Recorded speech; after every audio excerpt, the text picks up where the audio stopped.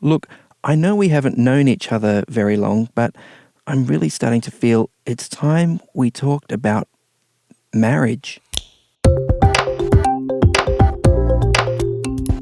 This is Signs of the Times Radio with Kent Kingston.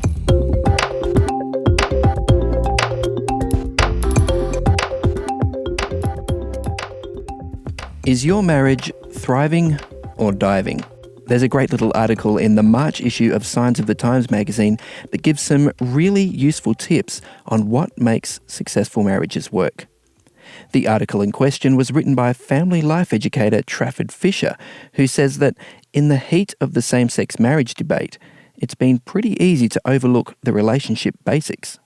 We've done a lot of who can get married and who can't get married, but what about what is marriage? And I think that's a great question. And it can be very exciting. There are, I think, there has been, over the last decade or so, some fabulous research that's come out that can really help us in this area and help couples sharpen and develop their marriages into being something really special. Okay.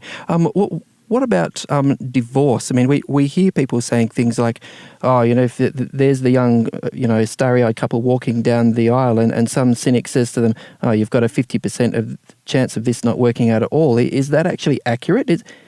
It doesn't seem for Australia. In fact, the ABS recent statistics for 2016 suggest there's been a drop in divorce and a slight increase in marriage rates, which is pretty exciting. I think that's fabulous good news.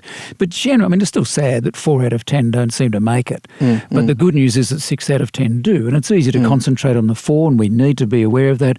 But let's get excited about the 6 who stay. That are working, And what we've got to do then is ask those 6, can you make your marriage even better than it is? This is exciting, you're together, but let's not just exist, let's thrive. And that's my energy and my interest. Let's make existing marriages much more than just existing. Let's get them thriving.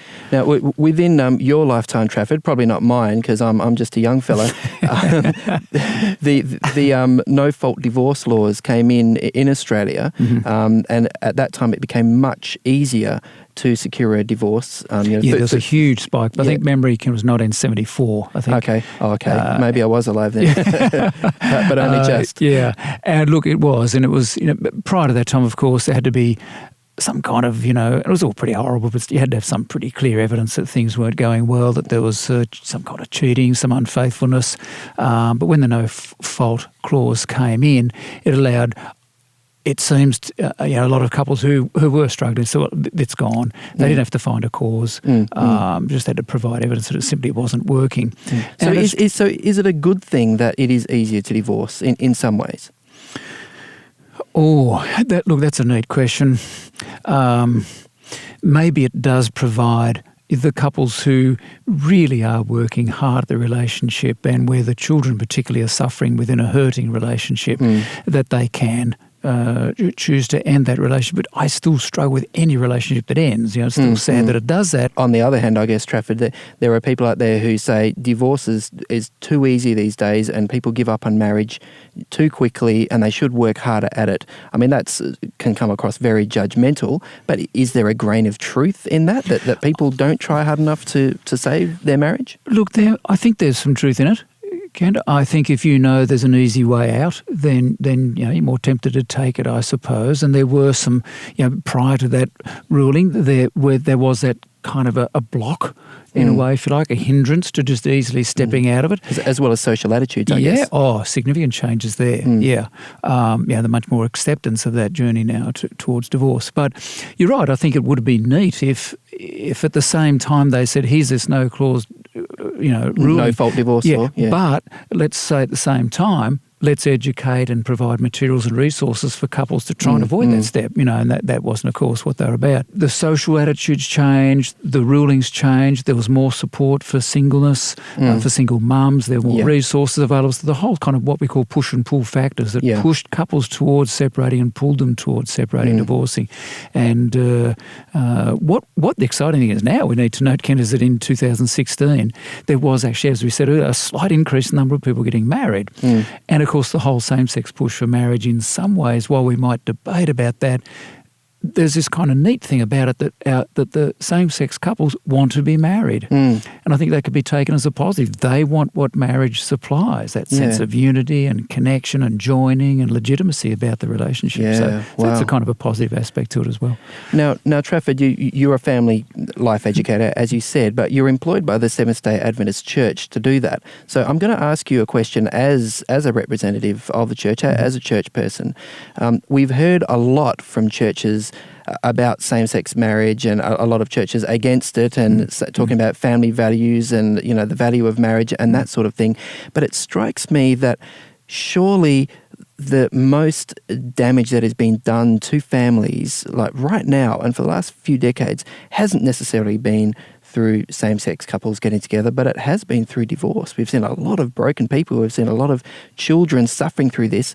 Surely, if the church was really interested in family values and really interested in marriage, they'd be intervening in that area more, you know, rather than, you know, making a lot of noise about same-sex marriage. That's a good point, Kent. I think it's a good point. And the Seventh-day Adventist Church has made a number of official statements declaring its high value on marriage. Sure. And it's also its sensitivity to those who aren't able to sustain their marriage, and the need to care and respect and you know. But you're right, Ken, I think, you know, and I guess as a family life educator, my interest has been let's educate and inform and encourage couples in the whole arena of marriage to sustain and keep their marriage. And that's a role that I feel I've been able to play, and others like me are playing. Yeah, that's great. To deal, I guess, in some way with what you've raised. Yeah. And I mean, are there church groups out there running, say, divorce recovery programs or Christian counsellors sort of helping the children of divorced couples to sort of get through that difficult stage? There is. There's a whole variety of programs out there, I'm sure, and also marriage enrichment weekends. And I myself am involved in running marriage enrichment weekends, again, for that kind of purpose. It's this, I guess, package, if you like. Sure. Of, you know, there's this aspect of strengthening marriage, there's this aspect of caring for those who are divorced, there's this aspect of, you know, gathering around the children and supporting them.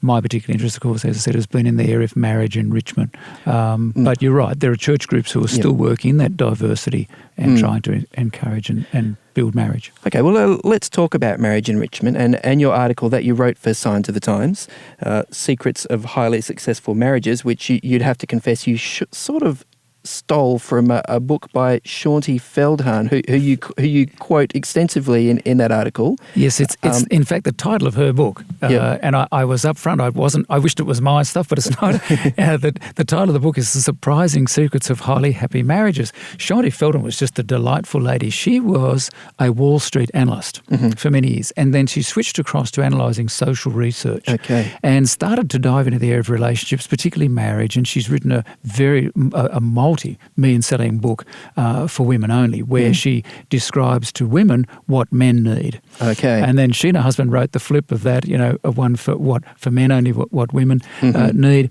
And then she did this highly successful marriage one, and that really sparked my interest, Ken, because what she did, she points out the fact that generally when it comes to the area of marriage, the trend or the general research is, what's the problem with this marriage? How come it's not working? So always diagnosing pathologies. Yeah. So let's look at what's not working. Then we ask the question, well, how come it's not working? Let's dive into this and we'll find the answers and fix it. What she said is, no, let's go and find all the highly successful couples who are married and learn what they are doing. And I love that approach. So she's real positive. Let's and she's interviewed over 1,000 couples. And the way she worked it, Kent, was that she asked this question, are you happy in your marriage now? And they had to answer that individually separate. And all the couples, like the males and the females who responded yes to that question, she classified them as highly successful couples. Okay. Right? Because they independently said yes. Then the ones who said maybe, most of the time, she put those down as, you know. So what sort of things were they saying yes or no or maybe to? To that one key question, are you a highly happy sort of couple? Are you happy with your marriage? And she had some certain indicators. Yeah. And she had a variety of if they answered yes, all the time, which implied all the time, kind of thing, we're highly happy. She called those the highly happy married couples. Right. And then she asked the question. Well, actually, here it is. I found the page. You've got the book right there. Yeah, right here. No. Are you personally generally happy in your marriage these days and enjoying being married? So that was the question. Are you personally generally happy in your marriage these days and enjoying? And the options were yes most of the time. It depends. Sometimes yes, sometimes no. Number 4, not really. And 5, no, I'm really unhappy. So they were the categories of answers. All right. So my answer in the case of my marriage is probably yes, mostly. Okay. So does that put me in the category of a highly effective marriage or a highly successful marriage? Yeah, close. Okay. What she says, the couples I most wanted to study and learn from were those where both the husband and the wife independently and anonymously chose yes. Okay. And these are the ones who said, these are the ones she classified and gave the title of the book and the document I wrote, Secrets of Highly Successful Couples. So these are the ones that she'd really wanted to check in. Okay, well, let's explore that because I really want to know, what are the characteristics of these highly successful, highly effective marriages? Oh, well, there's a number of points she discovered, number of things she discovered. And what surprised her was that these couples themselves, if you asked them, you know, what's the secret to your highly successful marriage? A lot of them couldn't answer it. Really? No, they weren't able to say. Had no idea. No, they weren't able to say. Well, here's the things we do. They kind of had to pause and think about it. Okay. And I've noticed that in interviews, Kent, where you'll see somebody who's 99, and they'll say to them, "What's the secret of your long life?" And they don't. It's like they've never thought of it. No, never really thought of it. That's really interesting, Trafford, because often what we say is, if you want a happy marriage, you've got to be intentional about it. But what this sounds like is that these guys are doing this sort of thing automatically. But yes, true, but they've discovered what they need to do automatically, if that makes sense. Even if they discovered it by accident. Yeah. So it's here's one of the things she discovered, Ken, is that the small things really matter. It really blew her away. Yeah, such as? And she wrote this neat little thing, Secrets for Him and Secrets for Her. Okay, all right. And she said the small stuff does really count. And there's 5 of each, aren't there? She came up with 5 for each one. Yeah. And she said the few, the small, the huge. Okay. And she said, in our surveys, 2 categories of a few small actions surfaced. The first category consists of a few specific things that matter to almost every member of your spouse's gender. And then she said there are some that specifically matter to your specific gender. Okay, so there's a real gender thing. There's a bit of men from Mars, women from Venus sort of aspect to this. Yeah, there is. She found that there were some things that for a woman, this really meant a heck of a lot. And I'm happy to share those. And she called them the Fantastic Five. Okay. And one of the things behind this was, she said that the highly successful couples believed the best of their mate, somewhat regardless of how they were currently being treated. Wow. Right? So you are awesome. Yeah, you are beautiful. Fabulous. You're an incredible person. Yeah, I'm the winner in marrying you. They allowed those thoughts to be a part of their everyday approach. Sure. Even though just now their spouse might have been a bit cranky with them, Yep. and things weren't really cool, they still hung on to the belief she intentionally she's not doing this intentionally. She loves me.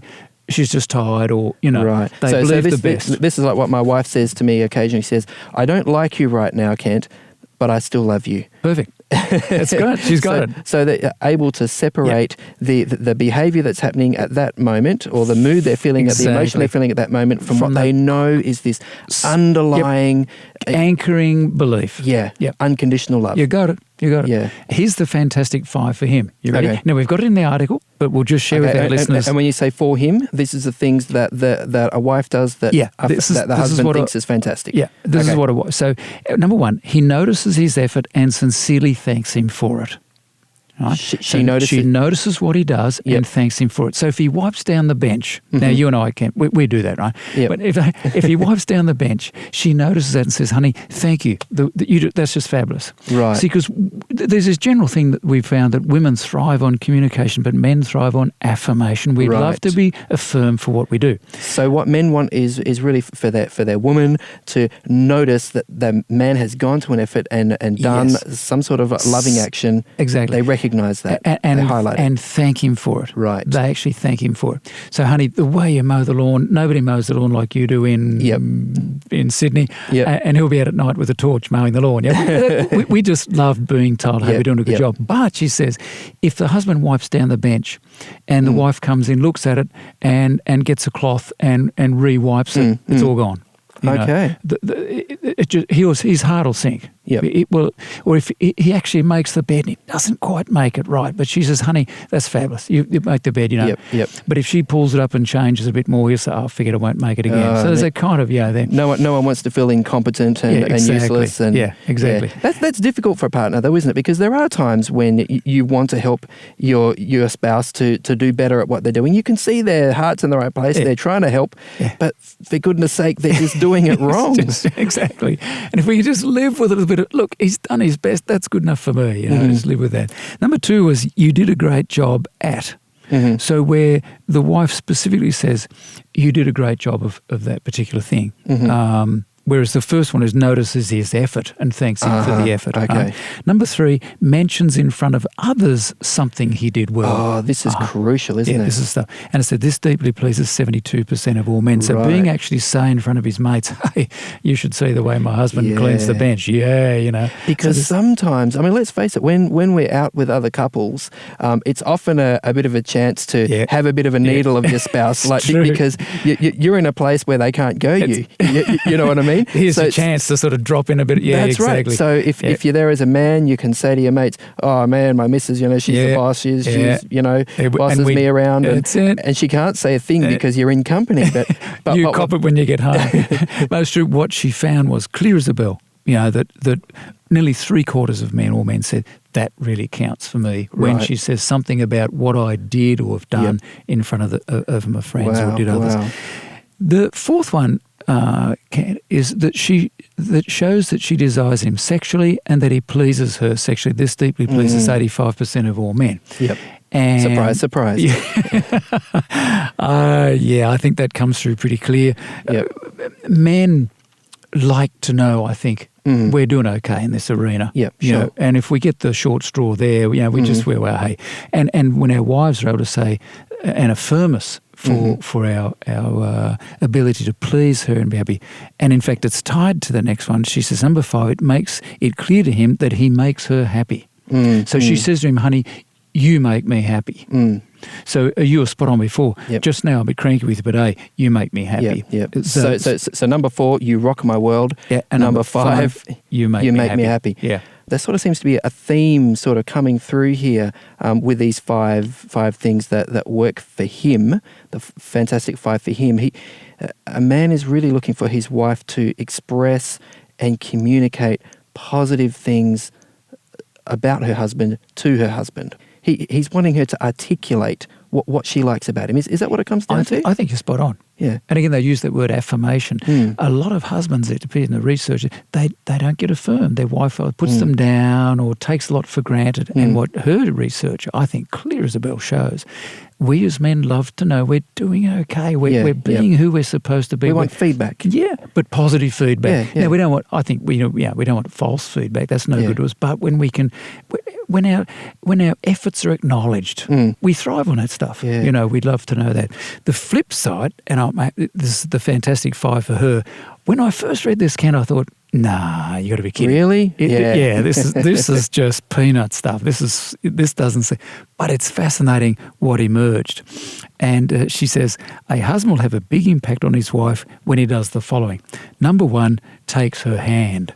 Now I read that and I thought, just holding her hand, easy. I mean, we want the solid stuff. We want stuff, But it's amazing. This deeply pleases 82% of all women. Wow. Now, right there, you picked it, Ken. For men, it's this real sense of affirmation, support, respect, positive feedback. Yeah, positive feedback that's respectful. what you listen to these, they're quite different in a way, and they're all in a theme as well, are they? Yeah, you listen to this. Number 1 takes her hand. Number 2 leaves her a message by voicemail, email, or text during today to say he loves and is thinking about her. This deeply pleases 75% of women. So it's this acknowledgement, thinking about you, remembering you, love you, in a little message or an email. Get the feel of these. Number 3 puts his arm around her or lays his hand on her knee when they are sitting next to each other in public. Right. And I thought, nah. Again, I thought, oh, come on, this is just crazy stuff. But it's profound. And it just keeps coming through. There's this real sense that a lady wants to know she's treasured, she's loved. You know, her husband is investing in her, and she feels that, especially when he does it through expression. And what's interesting, a lot of our listeners might have heard about the love languages. You know, we have the primary five love languages. Was it Gary Chapman? Chapman.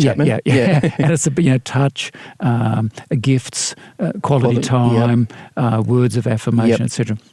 Acts of service. Acts of service. And she says, even sort of not inspired, but regardless of your gift, your love language. These count. These little touches. So the touch is still valuable for a person who may not kind of think their love language is touch. So there's something about these. And puts his arm around her, like, my wife's not here, but I don't think she'll mind me sharing a story. Some time back, I was sitting in a public place. There's a lot of people all around us, and I remembered this. Yeah. And I reached out and just put my arm around her and sat there for a while. And on the way home, she said, you know, when you put my arm around there, I glowed. Wow. And I remember thinking, Shorty was right. So you are both ticking boxes then, because if you put your arm around her in public, you're showing the world, hey, this is my wife, I'm proud to be seen with her, like you're ticking the box there so far as the 5 fantastic things for her. But when she gives you feedback, Trafford, what you did then, that was amazing. Yeah. That's one of the fantastic 5 for him, isn't it? We can be a successfully, highly happy marriage. Well, you guys are an inspiration. There Trafford. you go. I take courage. Notice number 4, tells her sincerely you are beautiful. Yeah. And I was fascinated, tells her sincerely. You know, it's got to be a sure pick if we're not. Yep. And number 5, this is a challenge. For a lot of us men, I don't want to speak for all our men listeners, but I'm going to put my hand up and say for me, pulls himself out of a funk, and that's her word, pulls himself out of funk when he's morose, grumpy, or upset about something instead of withdrawing.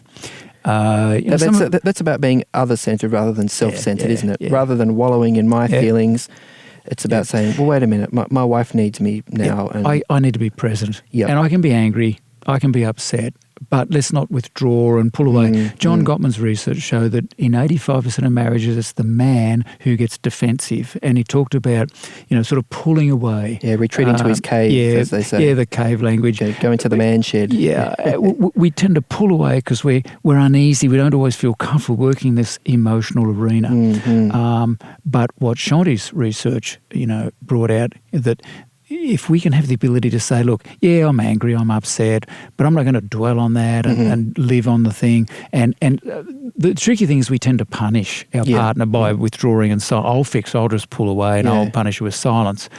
Serious. And he pulled himself out of a funk. So that's something that I think, when you think about each of those, the touch in public, the I love you messages, staying emotionally present. Yeah. It's all about this sense of intimacy and warmth and what a woman feels to be loved. Yeah. So I get this sense a man wants to be respected, a woman wants to be loved. Well, that's funny because I got something a little bit different out of that. I got the sense from that a man wants to feel that he's competent and successful in what he does. That when he tries his hand at something, whether it's mowing the lawn, whether it's making love to his wife, that he gets thumbs up from his wife. And hey, I'm getting feedback, I'm getting full marks, this is great, I feel like a good person. Whereas this flip side of that is that it seems from this research that what women want is not to be told they're competent at something or good at this or good at that. What they want to be told is that you intrinsically are special. You intrinsically are beautiful. I'm proud just to be your husband. It's not about what they do, it's just about who they are. Yeah, and I guess when I was saying about they want to feel loved, you're spot on. That's how I sense, feel loved. They are valued.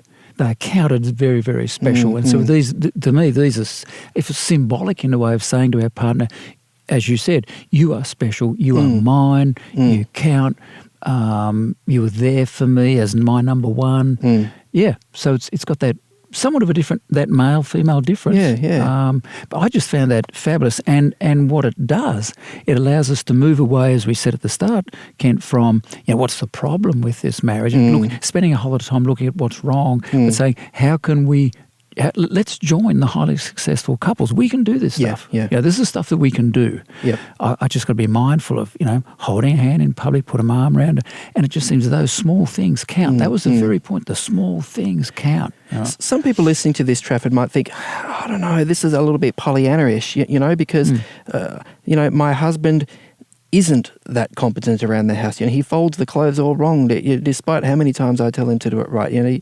He mows the lawn and there's chunks, left over, and quite frankly, he's probably not Errol Flynn in bed. You know what I mean? And husbands are possibly thinking the same thing. Well, yeah, my wife is a nice person, but there are plenty of actresses and supermodels who, quite frankly, I'd have to say are probably prettier than her. How can I look her straight in the face and tell her truthfully that she's beautiful? I mean, how do you deal with that mindset?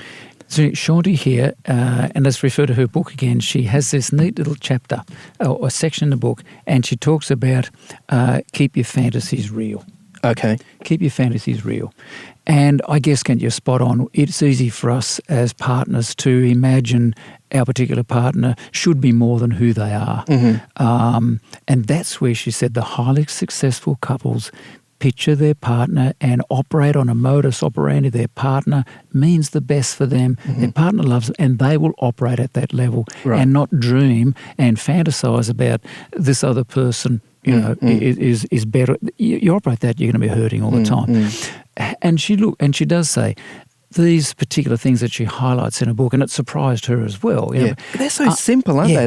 They're doable. They're doable, they're simple, but they're profound in their effect. But as you, I think, may be suggesting, Ken, that if a couple is struggling in their relationship, trying to manufacture these may not, there may be some key issues that are deeper issues of personality, of childhood, something that might be eating away at their relationship, and they may need some special care and some assistance, professional counselling or something. And I'd encourage our listeners to do that. If you find that that the marriage is just trundling along and there's some deep issues, get some assistance. And that's what we're saying here, Kent, that successful marriages are the ones who admit to and seek help for their problems. We often have this idea, if I go and get counselling, we're a failure. No, the very opposite. It's the successful couples who seek help when they need it, rather than kind of plugging along and hoping for the best. Well, there's that old saying, isn't there? I spent my whole life looking for the perfect woman, but unfortunately when I found her, she was looking for the perfect man. Exactly. You know what I mean? Exactly. So who of us really is look, perfect? You're spot on. If I'm tempted to think, my wife's not quite measuring up there, I'll just look in the mirror and think, and I know who else is not measuring up. It's okay. What I see coming through those 5 fantastic points for him and her, though, is they're really looking for the positive, aren't they? They're not saying my spouse is perfect, but what they're saying is look for the things that your husband is competent in. Look for an opportunity to compliment him. Look for the ways in which your wife is beautiful, is special, is precious to you, and highlight those to her, communicate those to her. It doesn't mean that it's all roses and everyone's perfect. No, that's true. But look for the positive. Exactly. In fact, she's got this chapter. Successful couples think they hit the jackpot. Oh, okay. So it puts together what you just said very well, Ken. They say, hey, the person, the lady I've got, the man I've got, it's the jackpot for me. So you're right. And that takes a bit of courage and genuine ability to stay on the positives, to look for the positives, to highlight those, to live with those. Because as you're suggesting, it's very easy for us to, keep a bucket list of the negatives. And start making comparisons. Seriously, we make comparisons. We just dwell on, she doesn't do this and he doesn't do that. That's easy stuff, but it's damaging. Anyone can criticise. It's damaging. It takes, And Gottman's research, again, John Gottman's research highlighted the fact that one of the characteristics of couples who inevitably don't do well use a lot of criticism. So as soon as we criticise, we're just going to damage the relationship. And look, we might forfeit every now and then, but hey, when it's galloping through our marriages on a regular basis, we're going to be in trouble. And you are spot on. Shanti's research says, no, these successful couples have factual fantasies. They boss their feelings around. They keep score on what they owe, not their partner owes. Oh, wow. Yeah. Okay. They believe the best. They know little is big, and they just hang out together and keep the whole thing fun. Wow, that's incredible. So look, if you're listening and you're interested in finding out more about that, Shanti Felden's book is entitled The Surprising Secrets of Highly Happy Marriages. Have a Google of that. I'm sure it's around on Amazon and all good bookstores, as they say. And Trafford, your article is in this month's edition of Science magazine. And that's a great little summary of those 5 fantastic points for him and her. So I do encourage you to check that out. Thank you very much, Trafford Fisher. Thank you, Kent. Been nice to be with you. Today's episode was based on an article appearing in this month's Signs of the Times magazine. A subscription is just $26 for 11 issues a year. To find out more, visit signsofthetimes.org.au. Signs of the Times has been published in Australia since 1886 and is proudly produced by Adventist Media. This is an Adventist Media podcast.